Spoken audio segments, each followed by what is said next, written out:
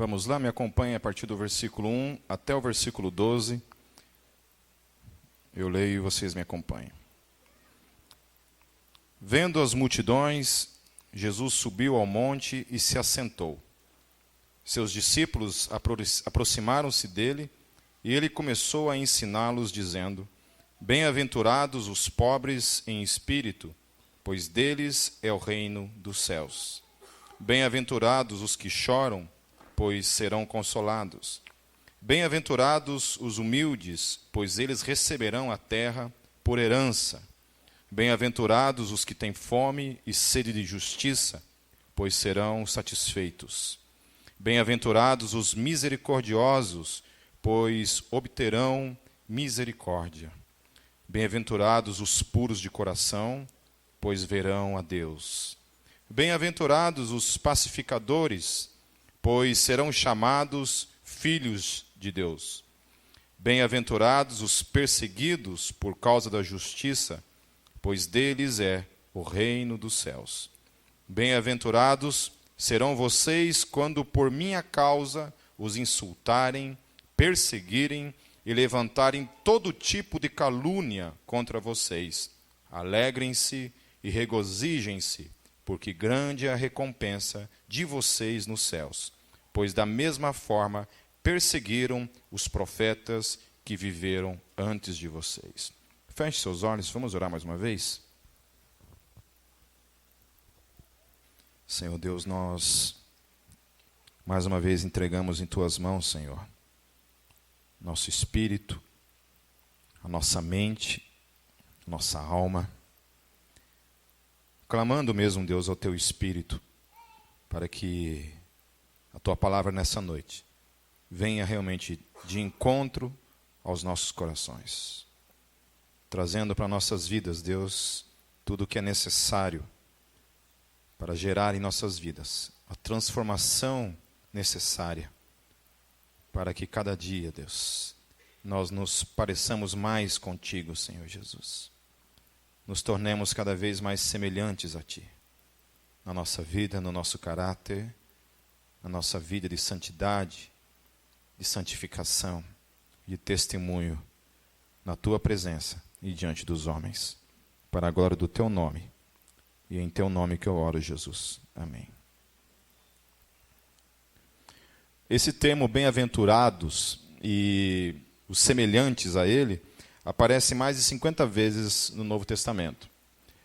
Então, alguns teólogos defendem que as bem-aventuranças elas são uma espécie de decálogo do Novo Testamento. Então, no Antigo Testamento nós temos os 10 mandamentos e no Novo Testamento nós temos as bem-aventuranças, que seria uma espécie de novo mandamento, nova forma de visualizar as coisas na vida de um cristão. O termo é macapioi, não é mata-piolho não, é macapioi. O termo macapioi ele tem um sentido interessante no grego clássico, porque ele era aplicado aos deuses e à sua condição de felicidade, em contraste com a situação medíocre do homem. Quando se tratava de chamar de bem-aventurados, então, bem-aventurados eram os deuses, não os seres humanos. Jesus vem e traz essa realidade do divino para a humanidade. Então, não são os deuses que são bem-aventurados. Ele fala que alguns aspectos, quando ele fala que você é bem-aventurado em algumas ações na sua vida, ele está dizendo que você é divino nesse momento. O teu caráter se torna um caráter muito parecido com o caráter de Deus, por meio dessas ações. E as coisas que ele vai tratar aqui, então tem muito a ver com isso, com essa elevação da condição humana à divina, por meio da sua conduta. A sua conduta reflete a sua divindade. Então, bem-aventurados, esse termo era usado para os deuses. E Jesus passa, então, a utilizá-lo para falar para os seres humanos. Esses seres humanos, em específico, então, desenvolvem esse lado divino, quando aplicado isso na sua vida. Ele também está ligado ao termo hebraico ashre, que significa quão feliz. Bem-aventurados declara que são felizes estes, então, aos olhos de Deus. Quando a gente pergunta quem são as pessoas felizes aos olhos de Deus, são essas pessoas.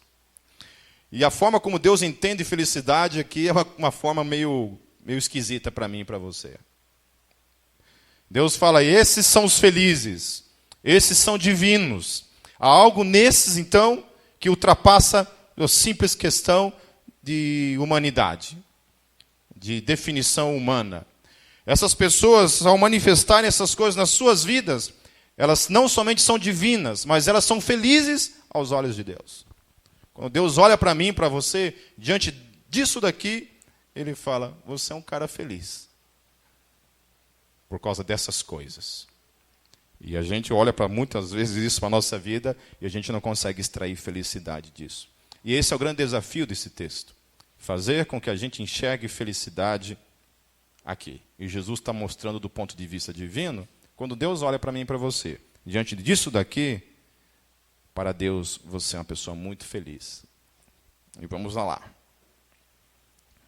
Então não é uma felicidade restrita ao mundo passageiro, mas aponta para o mundo por vir. Se fosse uma felicidade reduzida apenas a este mundo, tudo se resumiria nas palavras de Paulo em 1 Coríntios 15, 19, que diz, se é somente para esta vida que temos esperança em Cristo, dentre todos os homens, somos os mais dignos de compaixão. Então essas bem-aventuranças, elas apontam para algo. Elas apontam para um outro reino que virá. Elas apontam para um outro mundo. Por que nós somos felizes ao passarmos por isso? Porque essas bem-aventuranças apontam para algo que virá. Elas não são apenas bem-aventuranças limitadas ao fator temporal que eu e você vivemos no agora. No tempo e no agora. Porque se fosse somente no tempo e no agora, o que nós diríamos então dos mártires? O que nós diríamos então de todo o sofrimento humano? E se Cristo então não ressuscitou, e nós não temos esperança de um mundo por vir, nós somos de fato os mais infelizes dos seres humanos sobre a face da terra. Nós somos felizes por causa da nossa esperança. Porque nós acreditamos que essa esperança é real. Amém? Nós cremos nessa esperança. De que um dia esses céus irão se abrir e Jesus voltará para nos buscar. É por causa dessa esperança que essas coisas aqui fazem sentido diante dos olhos de Deus. São essas coisas aqui que apontam para a eternidade e tornam a eternidade então muito mais saborosa, desejável para cada um de nós. Agora, se Cristo não ressuscitou, Paulo fala então, que nós somos os mais infelizes de todos os homens. Às vezes eu tenho uma dificuldade em entender a questão da moralidade dentro do ateísmo, porque, assim, do ponto de vista cristão, existe uma moralidade absoluta da parte de Deus. Existe um legislador, um juiz, que está de olho em cada comportamento humano e um dia trará juízo sobre cada comportamento humano. Então, todo o meu comportamento, toda a minha vida diária é uma resposta a esse Deus, ao qual eu creio, ao qual eu amo e ao qual também eu temo. Não somente amo, mas estremeço. Mantenho sempre na minha vida os olhos nessas duas questões ligadas a Deus. De que Ele me ama, de que eu sou amado por Ele, mas que Ele também é juiz. E que eu tenho que tomar cuidado com a minha vida. Porque Deus pode, em qualquer momento, no momento de idiotice da minha parte, Deus pode trazer juízo sobre a minha vida. Por isso que Apocalipse é baseado nessa esperança que nós podemos ler Apocalipse 14, 13, quando a revelação trazida diz assim, então ouvi uma voz do céu dizendo, escreva, felizes os mortos que morrem no Senhor de agora em diante, diz o Espírito. Sim, eles descansarão de suas fadigas, pois as suas obras os seguirão. Então é por causa desse sofrimento que nós passamos aqui, que a felicidade lá tem sabor, E aquilo que eu passo aqui, aquilo que eu planto aqui, me seguirá por toda a eternidade. Então, logo, esse texto está dizendo uma coisa interessante para mim e para você. Que se eu não planto nada nesse mundo, não há nada para ser colhido na eternidade.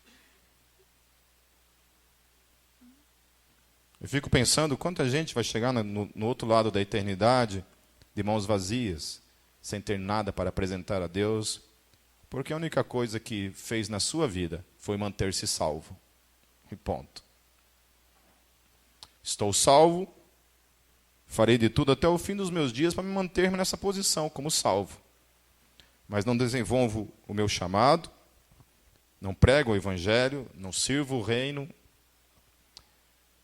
E a Bíblia está dizendo então que as minhas obras me acompanharão do outro lado da eternidade. Quando o fio de prata for cortado, as minhas e as tuas obras nos seguirão. A gente tem vivido um tempo como igreja bem difícil para mim.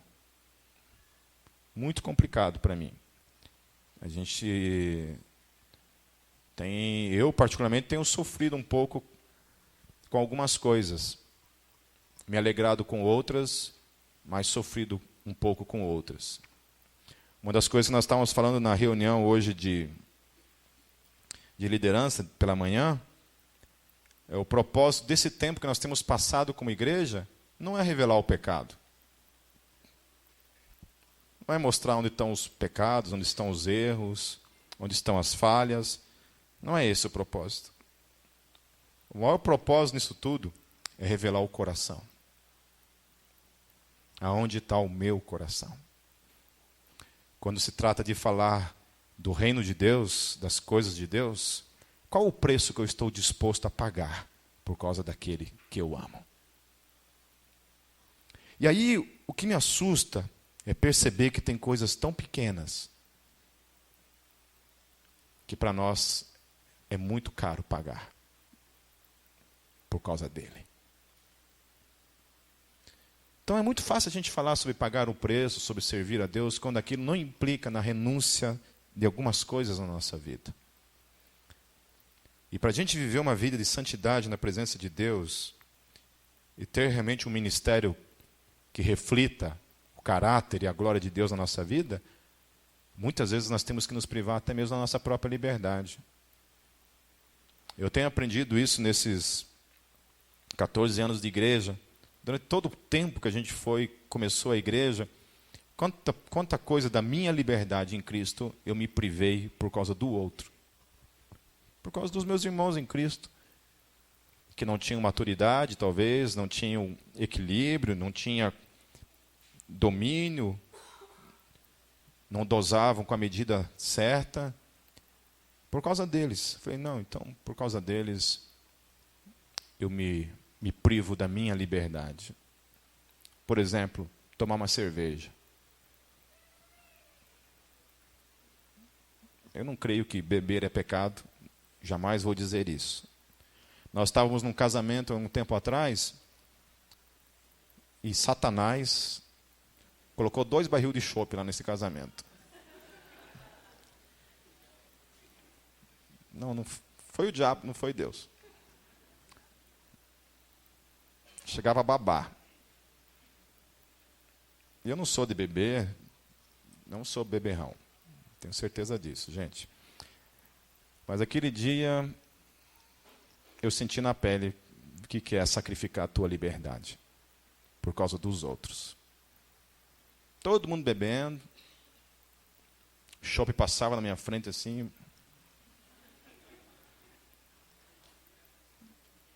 E por causa de vocês, eu não tomei um gole. Me privei. Só por isso. Só por causa de vocês. Não havia nada ali que me condenaria no sentido pecaminoso. Se eu tomasse um copo de chopp ali, eu não ia estar em pecado para com Deus. Que Deus me conhece, sabe meu coração. Mas a Bíblia diz que se aquilo que eu fizer fazer tropeçar o meu irmão, A forma como Deus julga isso é muito sério, gente. É muito sério a forma como Deus julga isso. Então, nós poderíamos dizer que bem-aventurados não são somente aqueles que morrem no Senhor, mas bem-aventurados são os que vivem no Senhor. É um tipo de alegria que a gente vive diariamente por fazer parte dele e ele fazer parte da nossa vida. Isso que é o tremendo em ser cristão. É quando você compartilha a vida de Cristo em você e a sua vida compartilhada para os outros. E nós nos tornamos esse corpo vivo, literalmente, onde um completa o outro. Nós estamos sentindo, por meio do ministério de louvor, não que o que a gente está fazendo é ruim, não é isso. Não é que tocar só o violão, tocar Barnabé, seja uma coisa ruim, não é isso. Mas a gente tem sentido como ministério de louvor o que é, literalmente, quando cada um não faz a sua parte dentro do reino de Deus. Quando a gente não cuida do outro. Porque as coisas que eu faço diariamente, as escolhas que eu faço diariamente, sempre é pensando, não somente em mim, mas pensando em cada um de vocês. Todos os dias. Eu escolho viver uma vida que não decepcione vocês. Eu espero que Deus me dê a graça de viver isso até o fim dos meus dias. O que é tremendo em tudo isso, e que eu acho que é maravilhoso para mim, e que aponta para mim poderosamente para Romanos 8, abram suas Bíblias em Romanos 8, para que vocês me acompanhem.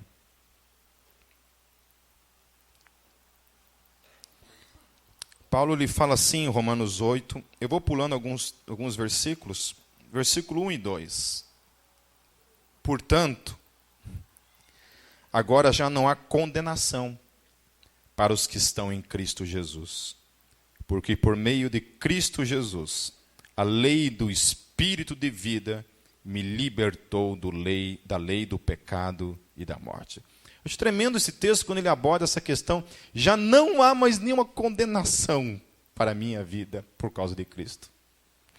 Sou esse cara que possa andar todos os dias na rua consciente, plenamente, de que diante de Deus, meu Deus, quando Ele me olha, não há nenhuma condenação da parte dEle. Nós estamos lendo um texto na célula que eu achei tremendo, quando Paulo fala de um dos caras que estavam ali na igreja, e o cara estava fazendo umas questões meio cabulosas ali, e Paulo fala assim, eu entrego ele na mão do diabo, essas são as palavras que Paulo utiliza, eu entrego ele na mão do diabo para que o corpo seja desfeito, mas o espírito seja salvo no último dia. Aleluia. Não é estranho isso, você pensar nisso? Como assim, Paulo? Eu entrego esse cara na mão do diabo, mas o espírito dele vai ser salvo. A teologia de Paulo é uma teologia tão bem fundamentada, e aí é nela que eu me baseio para afirmar questões que para mim não são inegociáveis, por exemplo, como a perda da salvação. Como pode um cara ser lançado na mão do diabo para que o corpo seja desfeito? Na mão do diabo? Eu não estou falando na mão do juiz, na mão da polícia, na mão, sei lá, dos islâmicos. Ser lançado na mão do diabo para que o corpo seja desfeito, mas para que o espírito seja salvo no último dia. O que Paulo está colocando ali é que a condição desse camarada não tem volta por ele ser salvo. Daí ele continua, a partir do versículo 5, ele diz assim, quem vive segundo a carne tem a mente voltada para o que a carne deseja. Mas quem, de acordo com o Espírito, tem a mente voltada para o que o Espírito deseja. A mentalidade da carne é morte, mas a mentalidade do espírito é vida e paz. A mentalidade da carne é inimiga de Deus porque não se submete à lei de Deus e nem pode fazê-lo. Quem é dominado pela carne não pode agradar a Deus. Entretanto, vocês não estão sob o domínio da carne, mas do Espírito, se de fato o Espírito de Deus habita em vocês. E se alguém não tem o Espírito de Cristo, não pertence a Cristo. Versículos 13 em diante. Pois se vocês viverem de acordo com a carne, morrerão. Mas se pelo Espírito fizerem morrer os atos do corpo, viverão. Porque todos os que são guiados pelo Espírito de Deus são filhos de Deus. Versículo 17. Se somos filhos, então somos herdeiros, herdeiros de Deus e co-herdeiros com Cristo. Se de fato participamos dos seus sofrimentos, para que também participemos da sua glória. Considero que os nossos sofrimentos atuais não podem ser comparados com a glória que em nós será revelada. A natureza criada aguarda, com grande expectativa, que os filhos de Deus sejam revelados. Versículo 34. Quem os condenará? Foi Cristo Jesus que morreu. E mais, que ressuscitou e está à direita de Deus e também intercede por nós. Quem nos separará do amor de Cristo? Será tribulação, ou angústia, ou perseguição, ou fome, ou nudez, ou pecado, ou espada? Como está escrito: por amor de ti, enfrentamos a morte todos os dias. Somos considerados como ovelhas destinadas ao matadouro. Mas em todas estas coisas somos mais que vencedores, por meio daquele que nos amou. Pois estou convencido de que nem morte, nem vida, nem anjos, nem demônios, nem o presente, nem o futuro, nem quaisquer poderes, nem altura, nem profundidade, nem qualquer outra coisa na criação será capaz de nos separar do amor de Deus, que está em Cristo Jesus, nosso Senhor. Tudo isso aqui é uma realidade irrevogável, sem volta, que não tem como mudar. Uma realidade que, quando acontece na vida do crente, é negociável, não tem volta. Só tem uma questão aqui, que Paulo está apontando. Paulo está apontando que essa característica aqui, essa promessa de que nada vai separar, pertencem a uma classe. Qual classe? Daqueles que andam segundo o Espírito e não segundo a carne. Quando eu ando segundo a carne, algumas coisas estão apontando, gritando dentro de mim, dizendo então que alguma coisa está errada. Porque aqueles que andam pelo Espírito têm a obrigação diária de mortificarem a sua carne. Fazerem morrer a sua natureza terrena. Eu nunca fiz assim uma série de estudos no livro de Romanos, mas eu ainda pretendo fazer um dia, que para mim é o livro mais fantástico das Escrituras, é o livro de Romanos. E o que Paulo coloca assim, de maneira absoluta, essa diferenciação muito grande entre aquele que realmente passou pela morte em Cristo Jesus e aquele que não passou pela morte. Porque aquele que passou pela morte em Cristo Jesus e está inserido no Espírito de Deus, esse deve andar segundo o Espírito. Aquele que anda segundo a carne não tem o Espírito de Deus. Eu não estou falando, gente, eu sei que muita gente, quando a gente pensa de carne, só pensa em sexo, né? Paulo sabia muito bem o que era isso. Paulo sabia muito bem o que é a questão da sexualidade, por exemplo.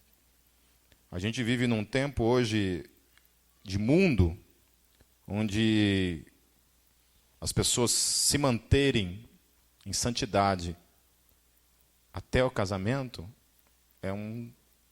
dá para contar, olha. Daí Paulo ele fala o seguinte, Paulo não dá muito conselho nessa hora, Paulo não fala jejue. vai orar, vai tomar banho gelado. Paulo não fala nada disso. Se há 2000 anos atrás nós estávamos vivendo um tipo de realidade muito diferente dessa que a gente vive hoje, para ele falar isso lá atrás, onde você não pegava nem na mão, quem dirá dar beijo, quem dirá tomar café,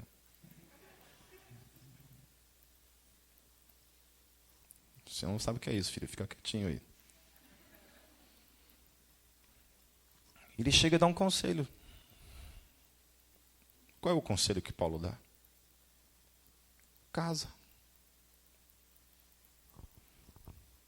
Só tem um jeito de tentar resolver o problema aí. Porque tem gente que não resolve nem casado. Que mesmo depois de casado, alguns demônios o perseguem dentro do casamento. Estava falando com minha cunhada, ela trabalhou no conselho tutelar. E o Gabriel tem 11 anos. Quase todos os amigos dele, da classe dele, já veem pornografia na internet. Com 11 anos de idade. Eu fico pensando o que um menino com 11 anos de idade, quando chegar nos 20, o que vai ser da mente desse cara? Da vida desse cara? Então, a gente não tem muito o que fazer como pastor, a não ser dizer, casa, gente. Casa. Ou amputa, coloca no álcool, numa geladeira, daí depois rosqueia novamente. Né?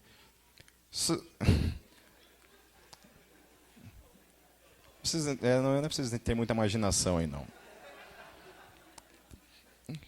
Porque assim, se Paulo, que é Paulo, não ficou inventando muita coisa 2000 anos atrás, o que a gente vai ficar inventando nos dias de hoje, né? A gente sabe que o negócio é ruim. E aí, assim, tem que tomar posicionamentos, não adianta. É se ver pouco mesmo, é se ver em lugar público, cheio de gente, de preferência com o Pipe e a Kátia no meio. É o namoro, a moda antiga que resolve esse tipo de coisa. Entendeu? É fazer aí algum tipo de corte mesmo. É assim que as coisas funcionam. Agora, meu querido, volta a falar. Entrou no quarto para orar com a namorada, desligou a luz, fechou a porta, nem Deus se tira dessa.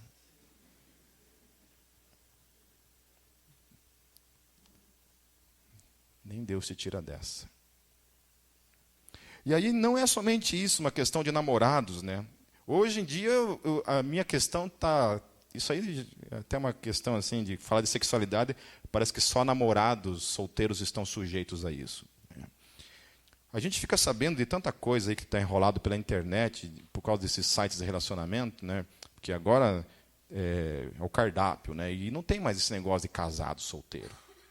Agora é o seguinte, meu querido, depende de quem você tem no teu Facebook lá, você é parte do cardápio. É parte do cardápio. Está ali no Facebook, está no cardápio. E aí não estar no cardápio depende da tua posição. Depende do teu posicionamento. Depende do nível de relacionamento que você dá para as pessoas terem na sua vida. E a gente tem visto aí. Eu conheço um homem de Deus, um excelente marido, um excelente pai, um homem irrepreensível. Irrepreensível. Que conheceu uma pessoa pela internet, começou o tal do flerte, né? Começou a flertar com a pessoa. E quem não gosta de ser desejado, né? Quem não gosta de um elogio, de um carinho, às vezes está em uma crise no casamento. Maridão, velho, só ferradura nova todo dia. A esposa só palavras de depreciação. Conheceu, largou tudo, foi embora. E nunca mais ligou nem para falar que está vivo. Deixou 2 filhos e nunca mais voltou. Até hoje a família não sabe se está vivo. Só sabe que foi visto nessa outra cidade. Então eu quero, exortar todos vocês solteiros e todos vocês casados aqui. A nossa santidade também se resume a isso, sabe? Cuidado, gente, com a internet. Cuidado. Umas 3 semanas atrás, acho que talvez um pouco mais que isso, sumiu uma garota de 15 anos lá em Colombo. A família está desesperada. Daí tinha mais de 2.000 amigos no Facebook. Então você nem sabe quem são essas pessoas que estão lá. Você não sabe do que são capazes. Você não tem... Esses dias entrou um cara no meu Facebook lá, geralmente eu vou adicionando todo mundo ali, né? Vejo que é a gente, adiciono. Se é cachorro, já fico, daí é suspeito, né? Falo, o cachorro não faz Facebook sozinho, né? Tem uma coisa errada nisso. Mas chegou um cara lá e falou assim, oi, tudo bom, tudo bom? Você trabalha com o quê? Eu sou pastor. De qual igreja? Eu já cortei na hora. Falei, você me conhece? Ele, não. Por que você me tem no teu Facebook, então, meu querido? Você não sabe quem eu sou? Eu falei, não. Então, vai, pum. Excluí na hora. Entendeu? E esse mesmo cara, depois, eu fiquei sabendo que ele foi conversar com um adolescente aqui da igreja. O mesmo cara. Um adolescente me chamou lá, Pipe, você conhece um tal de... Eu falei, conheço, acabei de excluir. Então, o cara que está me fazendo umas perguntas esquisitas, se eu tenho namorada, que você não tem o quê? Foi mostrado, esses dias eu compartilhei um vídeo de um teste que fizeram com 3 meninas, com a autorização dos pais, para marcar encontro com meninas de 12 e 13 anos. Vocês viram esse vídeo? Eu fiquei assustado com aquilo. Falei, cara, não é possível. Não é possível. Não é possível. Então, a internet é uma bênção. Eu faço bom uso dela. Não sei viver sem ela. Acho que hoje, se acabasse a internet, eu não saberia o que fazer da minha vida, né? Mas tudo bem. Mas usem com sabedoria, meus queridos. Por favor. Usem. De preferência, assim, se alguém dá em cima de vocês contam para mim. Verdade. É verdade. Uma vez um cara começou a dar em cima de uma mulher casada aqui, o cara não era da igreja, ela era, ele não era, e eu liguei para o cara. Boa tarde, você que é o Volmir? Então tá, aqui quem fala é o Volmir, eu sou pastor da fulana e eu queria conversar com ele. O cara ficou mudo. Falei, eu quero falar uma coisa para você, eu vou te pedir numa boa. Que você suma, que você desapareça, que você esqueça dessa tua investida aí. Beleza? Beleza. Então, eu não sabia que estava causando um problema. Eu falei, como não, meu querido? Você está dando em cima de uma mulher casada e você não pensa no dano que você está querendo fazer? Não, eu não sabia. A mentalidade desse mundo é isso, gente. Não tem esse negócio de anel mais no dedo, casado, perfil casado. Não interessa. A moralidade desse mundo é essa. Está no cardápio. Sou casado, não interessa. Não tem problema. Está no cardápio. Está no cardápio. E aí não estar no cardápio compete a mim e compete a você. Coloca lá aquelas etiquetas, vencido, né? Estragado, não pode mais. Já tem dono, sei lá, qualquer coisa. Não.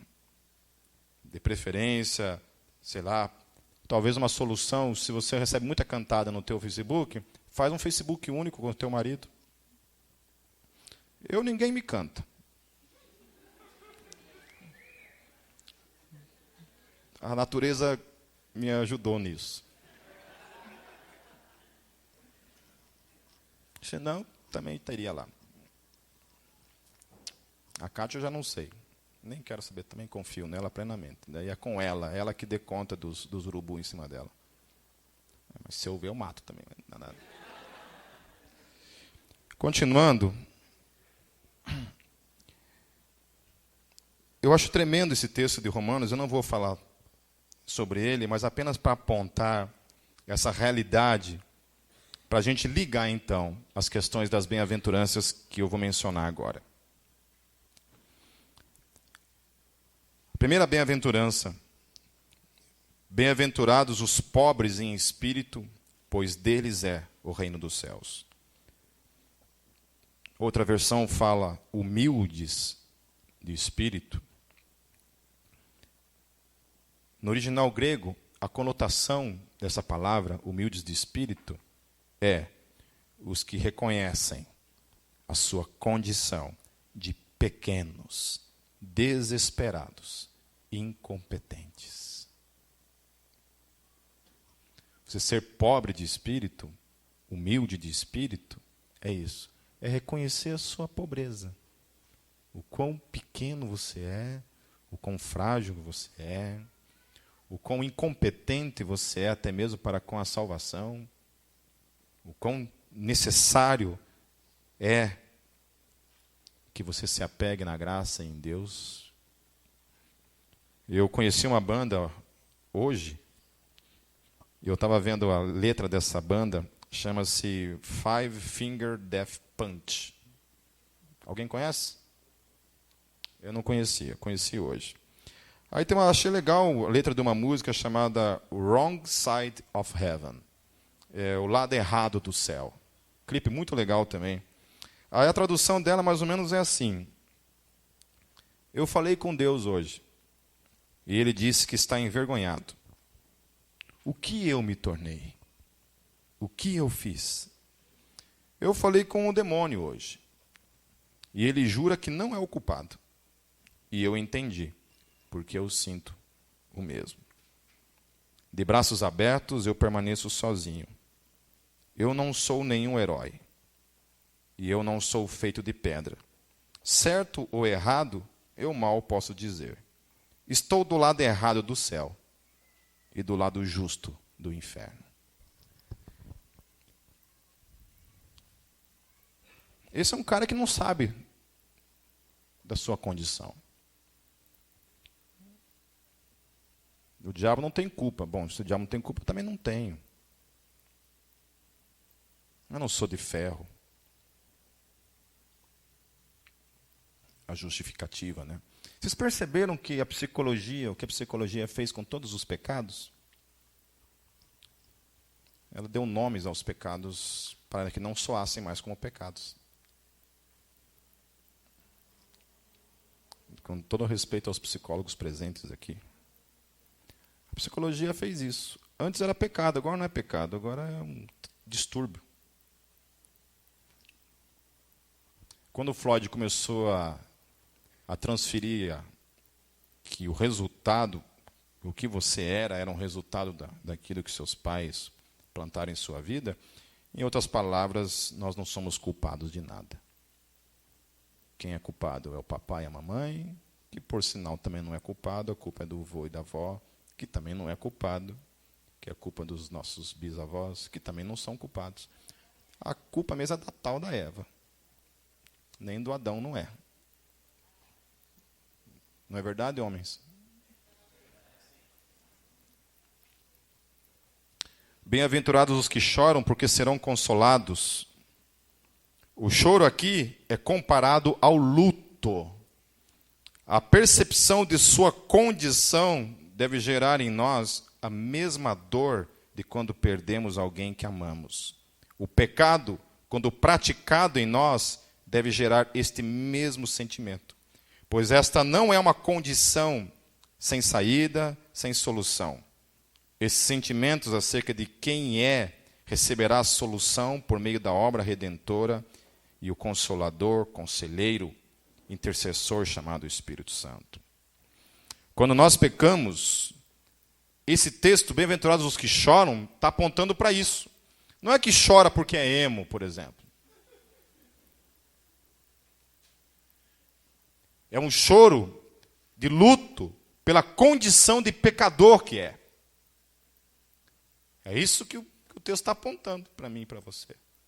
Que quando eu e você pecamos, quando a gente peca, a dor que deve ser gerada em mim e em você, pelo erro que nós estamos cometendo, é uma dor parecida com o luto. É como se nós, literalmente, tivéssemos perdido alguém que amamos. Não é isso que o pecado faz em nós? Nos separa de Deus? A gente fica se sentindo sujo, se sentindo imundo? É isso que o texto está dizendo. Então, é bem-aventurado você que tem esse tipo de quebrantamento no seu coração. Porque, para mim, o problema não é quando você peca e você sente isso na sua vida. O grande problema é quando eu peco e eu não sinto nada disso. Eu sou indiferente para com o pecado. O pecado não faz mais diferença nenhuma na minha vida. Eu já estou cauterizado. Para mim, deitar com a minha namorada todos os dias é uma coisa normal. Vir para a igreja, adorar, é tudo normal. Não tem mais constrangimento no meu espírito. Nada gera mais em mim um tipo de embaraço. Alguma coisa que me deixe constrangido na presença de Deus. E o texto está apontando isso. Bem-aventurado é você que chora quando erra. Quando chora por causa da sua condição de pecador. Porque você um dia será consolado. Porque você se quebranta. Porque você se arrepende. Porque você recebe o perdão. Porque você volta para Deus. Porque Deus te perdoa. Porque Deus te abraça novamente. Porque você recebe o consolo da parte do Espírito Santo na sua vida. Como é triste, né? Você está num velório de pessoas que não têm Deus na vida. Né?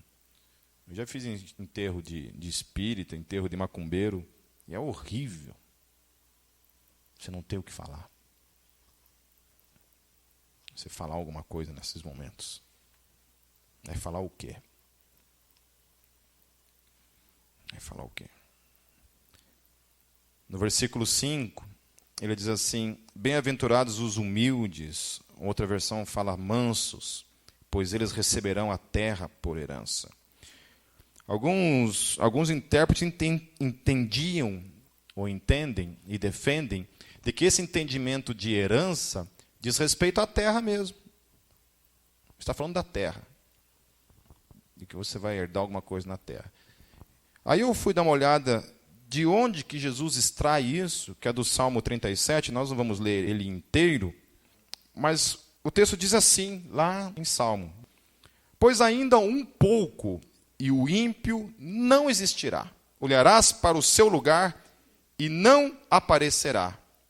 Mas os mansos herdarão a terra, e se deitarão na abundância de paz. E o texto todo está apontando para a aniquilação dos ímpios. E o reino absoluto dos justos. Quando isso vai acontecer? Quando? No céu. Então, quando a Bíblia está dizendo que os mansos, aqueles que praticam a paz no seu dia a dia, que lutam pelos valores do reino, esses vão herdar a eternidade. Então, não está apontando para coisas terrenas, mas está apontando, sim, para um mundo por vir. No versículo 6 diz: bem-aventurados os que têm fome e sede de justiça, pois serão satisfeitos. Um dia virá o tempo da justiça plena, onde todos os mortos serão ressurretos, para receberem um juízo ainda maior. Às vezes as pessoas não entendem essa questão do inferno, né? Eu já expliquei isso numa pregação, da diferença de Hades e de Geena. Porque as pessoas não conseguem entender assim, pô, mas por que Deus vai mandar pessoas para o inferno, ressuscitar e mandar para o inferno de novo? Né? Eu expliquei lá que o Hades não é o inferno. O Hades é esse lugar de transição. O inferno que a gente chama é o Geena, que é o lago de fogo, que é onde sim todos serão condenados para toda a eternidade. Então, no inferno, no momento, não tem ninguém. O inferno está novinho, ninguém inaugurou lá ainda. Nem aquela pastora que foi 15 vezes lá não foi para lá ainda.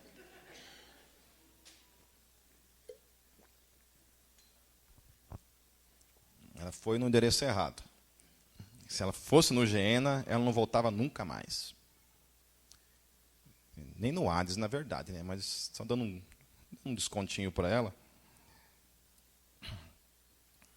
Então virá, quando você tem fome e sede de justiça, né? Depois lá no final, o texto vai completar ainda mais isso daí. Versículo 7.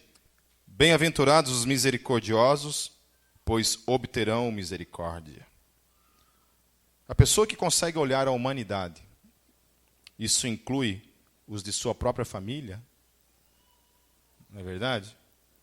A gente olhar com misericórdia para os de fora é uma coisa, e às vezes a gente não consegue olhar com misericórdia para os da nossa própria família.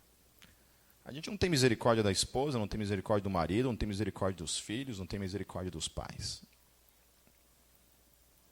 Ter misericórdia para os de fora é mais fácil do que às vezes ter misericórdia para os de dentro.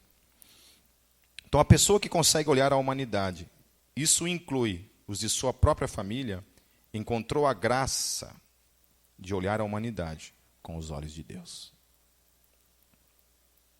Você quer perceber o quanto você já está cheio de Deus na sua vida? É quando você olha para as pessoas com misericórdia e não com julgamento. Quando eu olho para as pessoas, eu vejo a tragédia, às vezes um erro, às vezes uma pessoa que cai da sua posição, um pastor, por exemplo, que está lá servindo, de repente vem um escândalo lá. Ou um Thales na vida pode ser também, né? Jesus, quando o cara falou aquilo, tudo bem que foi infeliz no que falou, mas a galera queria tacar fogo no cara. Queria matar o cara. Por que nós temos que agir com misericórdia para com os outros? Eu estou quase terminando. Por causa daquilo que Romanos 11:32 diz. Paulo fala assim em Romanos 11:32. Porque Deus encerrou a todos debaixo da desobediência, para com todos usar de misericórdia. Aleluia. Por que eu tenho que agir com misericórdia para com os outros? Porque Deus age com misericórdia para com todos. Se Deus age com misericórdia para com todos, a minha obrigação como crente, a minha obrigação como filho de Deus, a minha obrigação como um homem que anda no Espírito, é da mesma forma agir com misericórdia para com todos. E aí eu não posso realmente fazer acepção de pessoas em momento algum. Aí eu tenho que agir com misericórdia para com os meus irmãos em Cristo, porque às vezes a gente tem mais graça com os de fora do que com os de dentro. A gente tem que agir com graça com esses, tem que agir com graça com os de fora e tem que agir com graça com os da família. Misericórdia.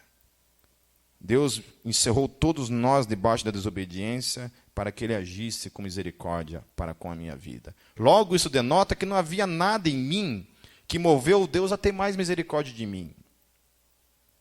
Falar assim, olha, eu vou ter misericórdia de você porque você é um pouco mais bonzinho. Agora, aquele cara ali, não. Mas você sim. Não. Deus falou assim, todo mundo está desobediente. Todo mundo merece uma surra.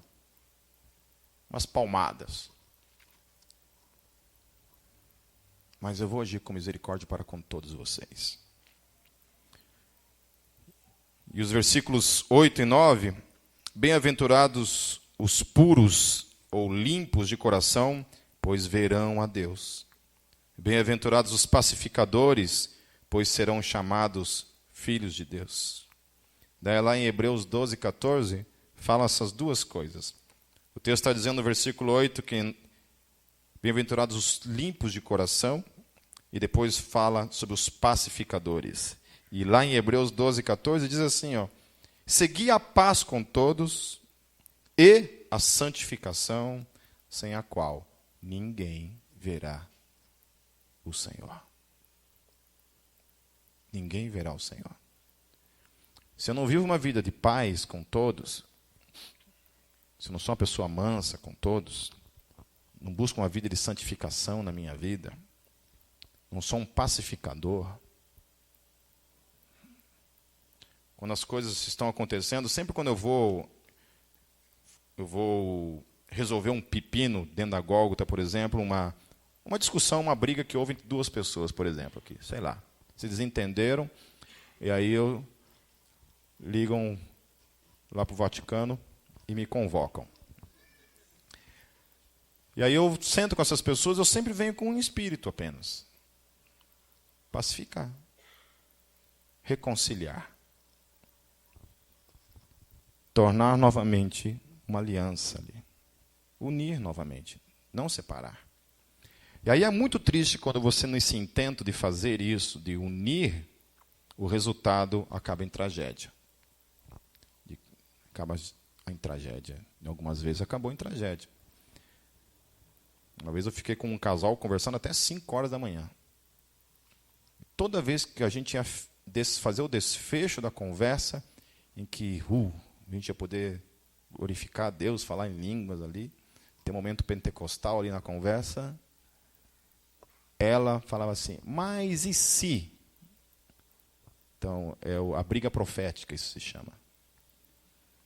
Você já está brigando profeticamente por uma coisa que nem aconteceu ainda. Então, é se, aí a gente começa a brigar lá na frente. Né? Por exemplo, e se a Kátia pular a cerca? Então, eu já começo a brigar com ela. Pô, você pulou a cerca. Não, não pulei ainda. Né? Então, tem que esperar pular para depois brigar. Então, é uma briga profética, isso se chama. Deu 5 horas da manhã, eu falei, olha, beleza, estou indo dormir.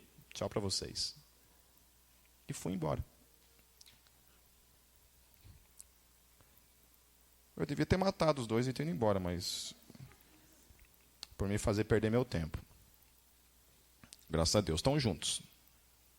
Isso é resolveram mesmo. Acho que é eu que tenho cara de palhaço, só pode. Para encerrar, do versículos 10 em diante, diz assim, bem-aventurados os perseguidos por causa da justiça, pois deles é o reino dos céus. Bem-aventurados serão vocês quando por minha causa os insultarem, perseguirem e levantarem todo tipo de calúnia contra vocês. Alegrem-se e regozijem-se, porque grande é a recompensa de vocês nos céus, pois da mesma forma perseguiram os profetas que viveram antes de vocês. Esses são os felizes diante dos olhos de Deus. Feliz é aquele que é um pacificador. Feliz é aquele que conhece a sua condição de pecador. Feliz é aquele que tem a graça de confessar os seus pecados, mudar a sua atitude na sua vida. Feliz é aquele que é perseguido por causa da justiça, porque ele é um homem justo, e não porque ele é um canalha que deve para todo mundo, porque não paga as suas contas. Esses são os felizes. Deus fala, nossa, como esse cara é feliz. Olha como ele se lasca na vida. Mas é porque ele é um homem justo. Deus aponta esse cara e fala, esse cara é divino. É divino, gente. Um homem e uma mulher que caminha dessa forma na vida. Que age com misericórdia para com todos, principalmente com os da sua família. Que consegue perdoar. Diante dos olhos de Deus, Deus coloca essa pessoa na condição de divino. E dizendo, você é um Deus. Caminhando no meio dos homens. Quando você sentir que a vida é difícil, que você quer chutar o balde, quer desistir de ser um bem-aventurado, lembre-se que Deus está te colocando na condição de um Deus. E eu e você estamos querendo nos colocar na mais baixa posição. Onde Deus olha para a gente e Ele pode dizer assim, você não é um cara feliz. Você não é divino. Porque aqueles que são divinos caminham dessa forma. Com mansidão, com reconhecimento da sua condição, com misericórdia, todos os dias. Porque são divinos. Porque não se sujeitam à condição inferior, à condição de divino. E olhe bem o que o texto está falando. Que esses reis, esses deuses que andam sobre a face da terra, são os que mais sofrem sobre a face da terra. E sofrem porque são divinos. São os divinos que sofrem sobre a face da terra. Os que pertencem a esse mundo estão aí, olhando o cardápio, né? Desfrutando do cardápio. Os divinos não. Os divinos não se colocam no cardápio. Os divinos não se rebaixam à posição terrena, porque sabem a que mundo pertencem. Feche seus olhos.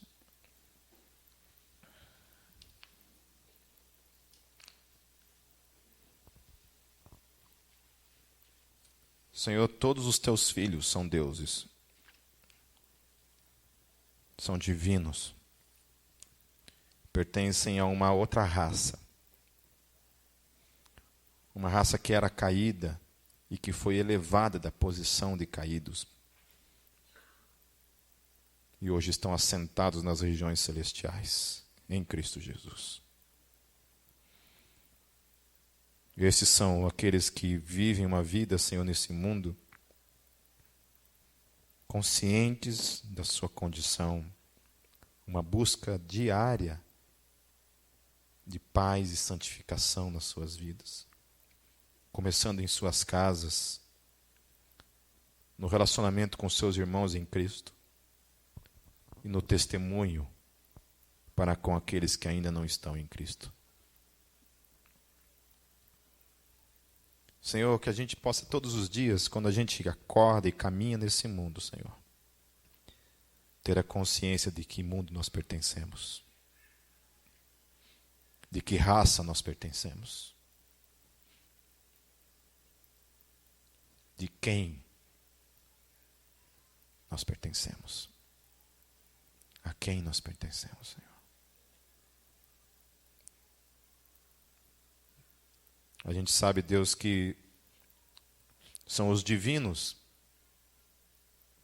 que sofrem nesse mundo, Senhor. Sofrem por ver o pecado, sofrem por ver tanta tragédia, por entender que isso nunca foi o sonho do teu coração para esse mundo. Nós sofremos, Deus, por ver tanta tragédia, tanta morte, tantos pecados nesse mundo, Deus. Porque a gente sabe que um dia virá um mundo muito maior do que isso. E muitos desses não farão parte desse reino. A gente sofre, Deus, quando a gente comete a estupidez de se submeter, Deus, a esse mundo. Onde nós rebaixamos a nossa posição em Cristo Jesus. Onde nós damos liberdade para a nossa carne, Deus, ao invés de caminharmos no teu Espírito. Deus, essa igreja tem vivido um tempo, Deus, onde o teu Espírito tem nos dado a graça de revelar o nosso coração, Senhor. Aonde está o nosso coração? Aonde está o nosso tesouro, Senhor? Deus, permita-nos, Senhor Jesus. Permita-nos mudar o nosso coração. Permita-nos, Senhor Jesus, demonstrar, Deus, o quão grande e precioso o Senhor é para nossas vidas. E o quão pequeno e insignificante é as coisas que nós temos escolhido e colocado em primeiro lugar em nossas vidas ao invés de Ti. Deus, quebra-nos, Senhor. Faça tudo o que for necessário para nos fazer de novo, Senhor, vasos de honra, vasos que glorifiquem o Teu nome, Senhor Jesus. Porque o Teu chamado para nossas vidas é sermos, Deus, homens e mulheres semelhantes a Cristo, para a glória do Teu nome. Em Cristo Jesus eu oro.